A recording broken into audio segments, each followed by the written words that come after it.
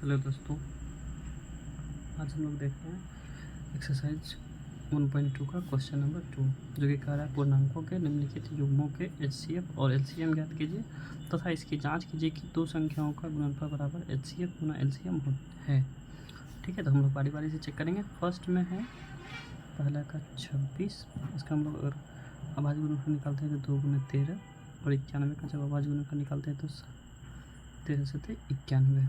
ठीक है, हम इन दोनों का एचसीएफ निकालते हैं। एचसीएफ बराबर हो जाएगा 13 और एलसीएम हो जाएगा 2 गुना 7 गुना 13, यानी कि 182। 14 गुना 13 182। तो हम लोग जांच कर लेते हैं। जांच में क्या दिया हुआ है? दोनों संख्याओं का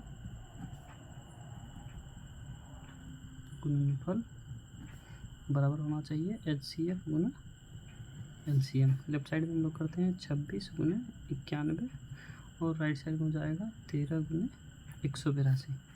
जब 26 और 91 को हम लोग गुना करते हैं तो हमारा आंसर आता है 2366, और जब हम लोग 13 गुना 182 करते हैं तब भी आता है हमारा 2366, जो कि दोनों बराबर है, तो बताइए सही है। सेकंड है हमारा 510 और 92। दोनों का हम लोग अभाज्य गुणनफल निकालेंगे। ठीक है, 510 का निकालते हैं तो 2 से 255 बार में। ठीक है, फिर हम लोग निकालते हैं इसका 5 5 10 तो 12, फिर 3 से लग जाएगा 8 या 24 85, 5 से 17 बार में।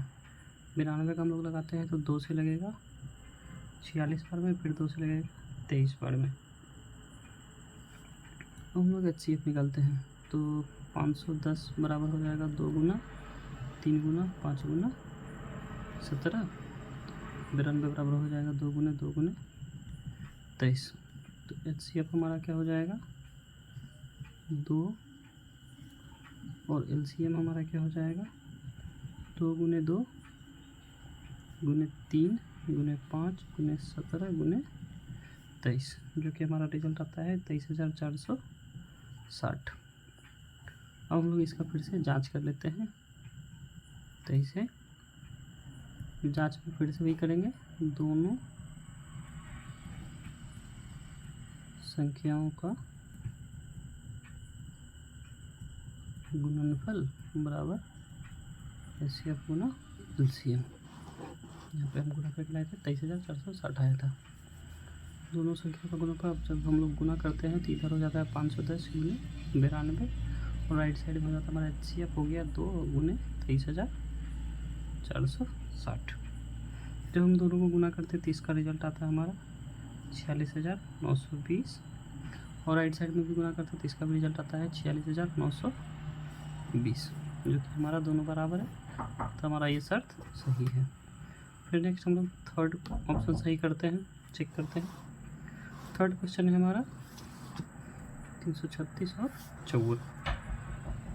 336 और 54 हम लोग बनाते हैं 336 और 54 को 2 से लगाते हैं तो हो जाएगा 168, फिर 2 से लगाते हैं तो 84, फिर 2 से लगाते हैं तो 42, फिर 2 से लगाते हैं तो 21, फिर नेक्स्ट टाइम 3 से 7।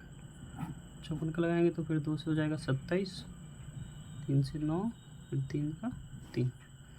अब 336 बराबर में होता है हमारा 2 गुने 2 गुने 2 गुने 2 गुने 3 गुने 7, और 54 बराबर होता है 2 गुने 3 गुने 3 गुने 3। एचसीएफ हमारा क्या हो जाएगा, जो कॉमन फैक्टर होता है 2 गुने 3, 2 गुने 3 बराबर 6। एलसीएम क्या हो जाएगा, एलसीएम में आ जाएगा हमारा 2 गुने 2 गुने 2 गुने 2 4 गुने, जो मैक्सिमम है। ठीक है, और फिर ये 3 3 3 गुने 3 गुने 3 गुने लास्ट का 7। तो इसका जो रिजल्ट आता है वो आता है हमारा 3024।